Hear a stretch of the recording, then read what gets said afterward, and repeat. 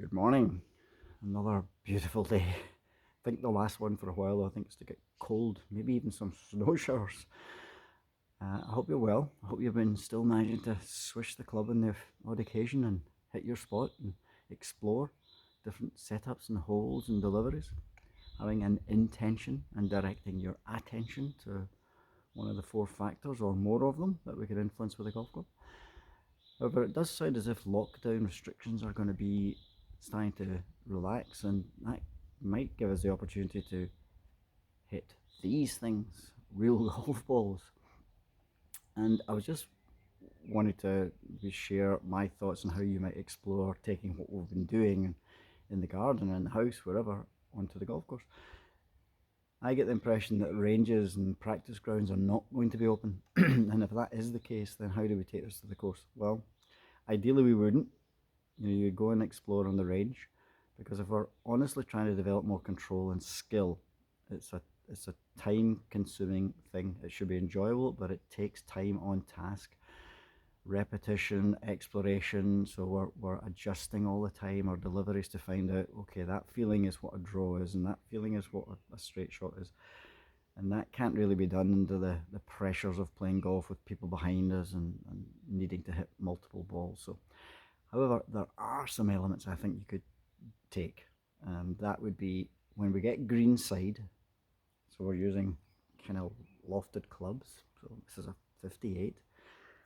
Now I would maybe consider setting the club up square, opening it in the backswing, keeping it open in the downswing, just to see what it produces and if you can actually keep your attention on the club, deliver it with that intention while under the pressure of golf and maybe somebody with you. See what happens. What is the outcome? I think you'll be surprised that what you feel is open, and therefore the club would be aiming a long way right to your feel. The ball will go pretty straight, especially if it's got a lot of loft. So the feeling of being very open in reality with lots of loft isn't going to change the direction as much as you feel. But just to experience the whole thing, taking this to the course. So that's definitely something. Maybe in the next hole or the next shot, if you're able to hit a couple of shots, maybe you could influence the shaft lean to change the flight. So we could start with the club in a position, increase the shaft lean in the backswing a little bit, keep it that way on the downswing, and see if we can get the flight coming down. Not steep though. I mean, you could go steep, but I would suggest let's not go steep. So even though we've got the shaft leaning, we can still deliver that club in a shallow manner, nip the ball off the turf. If you do manage to get that right, I think you'll be surprised that the height's low, but there's quite a lot of check on the ball, so I want to stop, which is always nice. And so on. You could explore all the little movements that we did in day one. Very simple, just go and explore them. And we could maybe even take that to the putting green. And we looked at drawing and fading putts. The one I would, me personally, if I was going to the putting green or onto the golf course, I would be fade spinning. I like that feeling. If I'm not going to go neutral, I usually go fade.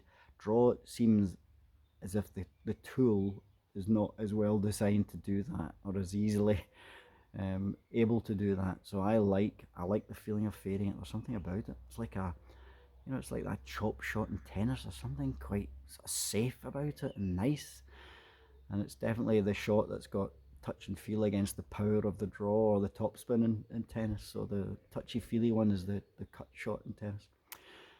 And that's how I sense it in my putting as well. So that might be something to consider. So we could then be exploring taking these principles to the area around the green and onto the putting green. And we're not scoring, we're out there enjoying the game, on turf, walking with nature.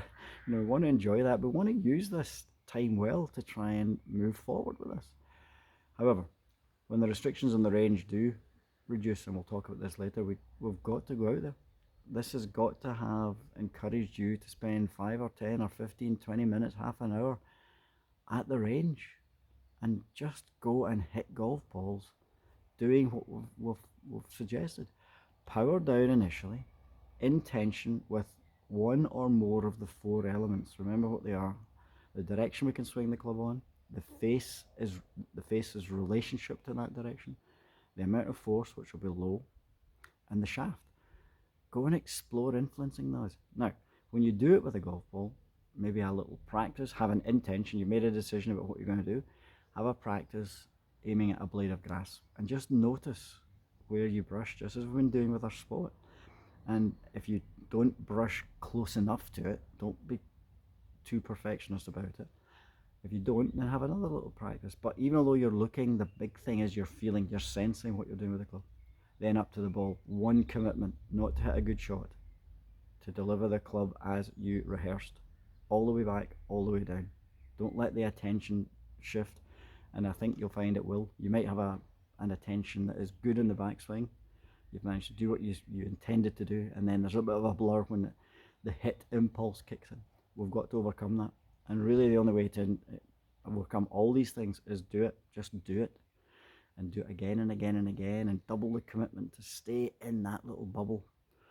So we start to build up our new routine about pre-shot routine, about how we go hitting a golf ball on the golf course. So you get a practice of swing routine and then up to the ball with a commitment. So we build this up, but we do need to do it on the range. We really do, because we need to discover what feeling equals what shot, so that we get a bit more confidence and certainty on the golf course.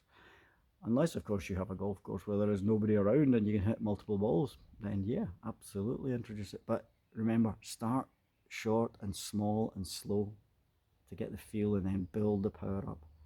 You wouldn't jump in a car first time and drive at 100 miles an hour without serious consequences.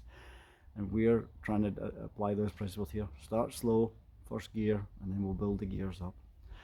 So I hope that helps a little bit, and I do hope that you're getting out in the golf course at some point and hitting golf balls. It's all very exciting, very strange, but very exciting. Okay, I'll be in touch again. Good luck. Speak to you soon.